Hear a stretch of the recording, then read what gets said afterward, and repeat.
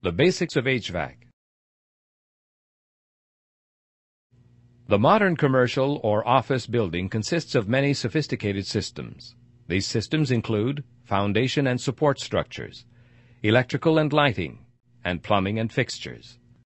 Another major part of any building that is often taken for granted by its inhabitants is the HVAC system.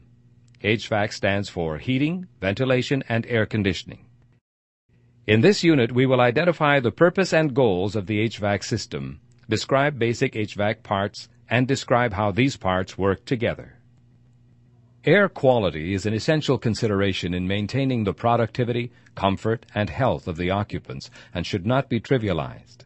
If air quality and temperature are not maintained, occupant comfort in the workplace can suffer, directly affecting productivity and morale.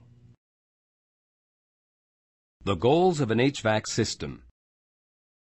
When examining the design of an HVAC system, we must remember the various roles that the HVAC system plays. We all know that when we're cold, we turn the thermostat up for more heat, and when we're hot, we turn the thermostat down. So the HVAC system keeps us comfortable by adjusting the room's temperature. But equally important, the HVAC system must keep occupants comfortable by supplying fresh air to a room. If we introduce a significant proportion of fresh exterior air and alleviate carbon dioxide buildup, occupants experience better health and performance gains. Studies have shown a direct link between CO2 levels and short-term sick leave in office workforces. However, our concerns regarding the HVAC system and occupant health do not end here. In heavily air-conditioned, energy-efficient environments, recirculated conditioned air can carry contaminants which contribute to respiratory illness. It is the HVAC system's job to remove contaminants and dust from the air using filters at various stages. As important as this consideration is in an average office or commercial building, this feature is critical in facilities that contain clean rooms, medical facilities, or hazardous materials. Finally, with the spiraling cost of fuel, HVAC systems must also be efficient and economical. Energy-efficient HVAC systems might incorporate variable air volume designs, components designed for operation at low pressures, digital control systems, mechanisms for reclaiming heating or cooling benefits from recirculated air, and high-efficiency ECM fan motors. Many price products are designed specifically with energy efficiency in mind. By understanding the importance of occupant comfort, we realize the significance of the HVAC system in a building design. It's responsible for controlling the temperature in the environment, providing fresh air to the occupants, filtering out dust and contaminants, while operating in an energy-efficient and unobtrusive manner. The following section covers the different parts that make up a basic HVAC system.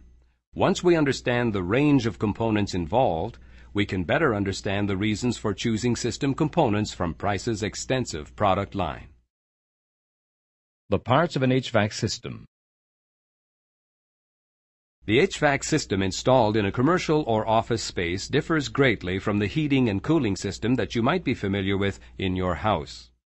In your home, your heating system is set up to deliver warm air during the winter and cool air in the summer. It does this using a furnace or an air conditioner and a common set of ductwork. When your thermostat detects that your home is too cold, it sends signals to the furnace, which then delivers warm air simultaneously to all parts of your house. Note that it is typical to have only one thermostat, and it does not account for temperature variation in any other rooms. Likewise, in the summer, your thermostat will detect when your home has become uncomfortably warm, and it will signal your central air conditioning system to deliver cool air simultaneously to all parts of your house. Again, note that your thermostat is measuring the temperature in only one room. The conditions in an office or commercial space are quite different. Higher concentrations of people and equipment will generate more heat, making air conditioning or recirculation of air more important than providing heat. Although the air handling equipment is centralized, different rooms and regions in the building will have different needs for heating and cooling. These needs are called loads because they place a load or demand on the HVAC system. These loads can come from equipment, people, weather, and many other factors. In the simplest case, we address this by providing a constant supply of cool air, which is then managed by the HVAC distribution system. The chiller or air conditioner utilizes heat exchangers and circulated fluid or gas to cool the air that is passed through it. The air handler is a fan or a blower that moves air throughout the building's ductwork. Axial or centrifugal fan types may be found in the air handler. Air filters. Depending on the requirements of the occupants and the activities in the building, various grades of air filters are used in the system. General-purpose air filters will be included in the air handler itself, while more sophisticated filters, such as HEPA filters, may be used in the downstream ductwork. Ductwork. Round, square, and rectangular ductwork provides a pass for the conditioned air from the air handling unit to the environment. A damper consists of one or more blades which can be used to control the amount of airflow through a duct. Manual dampers are used to ensure that different parts of the building receive proportional ventilation based on area and demand. Automated dampers may be installed at firewalls which close in the case of a fire.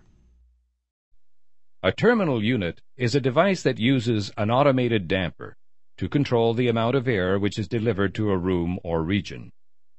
The damper is typically controlled by an electric, pneumatic, or digital actuator, which in turn is regulated by a thermostat. A set of adjacent rooms or regions in a building which have identical heating and air conditioning needs are called a zone. It is typical to assign at least one terminal unit and corresponding thermostat to each zone. Price manufactures many different varieties of terminal units to suit all types of building needs. We discuss terminal units in greater detail in the forthcoming terminal units section. Heating coils may be installed after a terminal unit to provide heat on a zone-by-zone basis. As mentioned previously, buildings with a high number of occupants may not require extensive heating even during the coldest months of the year. Heating coils offer an efficient way of providing heat for those few areas that require it and are controlled by the same thermostat system as the terminal unit. Various types of linings are available to dampen noise within a duct. A short length of line ductwork, called an attenuator, is often installed following the terminal unit to dampen discharge noise. Ultimately, the test of an HVAC system lies in its ability to deliver conditioned air to the occupant. Air from the ductwork enters the occupied space through grills, registers, or diffusers, often called GRDs. The term grill is commonly applied to any air outlet or intake that consists of a square or rectangular face and neck and whose facial appearance is made up of louvers which may be used to deflect the air. A register is a grill that has one or more adjustable blades or dampers that control the amount of air that flows through. A diffuser is an air outlet which incorporates structures such as vanes, louvers, perforations, and other features for distributing and directing air.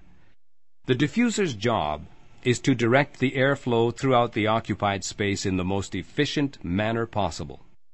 More information on desirable air patterns is provided in the space air diffusion section. We will discuss diffusers in more detail in air outlet selection. Once air enters a space, where does it go?